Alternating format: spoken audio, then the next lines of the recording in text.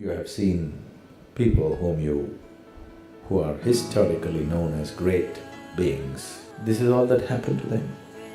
They were living with a limited identification. Suddenly, for some reason, some event broke their identities, and suddenly they identified with a larger process that was happening around, and they did things that they themselves could not imagine. For example, Mahatma Gandhi, he got qualified as a lawyer. I remember what he wrote when he when he went out to fight his first case in the court in India. He says, "I stood up to argue my case and my heart sank into my boots." Does that sound like Mahatma Gandhi? The man just moved millions of people, just one incident. Suddenly his old identities broke. He went to South Africa to make a living, and he was doing okay as a lawyer. And one day he bought a first-class ticket in a train and got in. And he traveled some distance. In the next station somewhere, a white South African got in, and he didn't like a brown-skinned man sitting in a first class, so he called the ticket collector. So they threw him out of the train.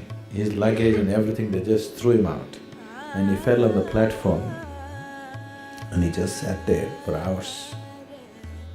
Why did this happen to me?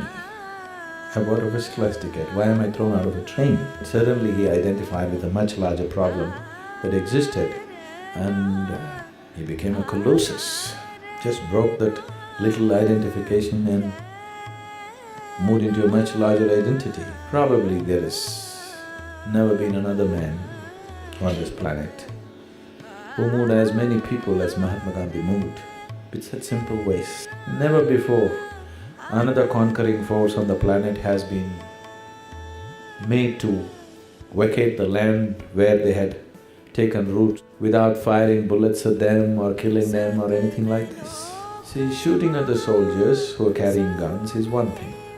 Throwing bombs at them is another thing.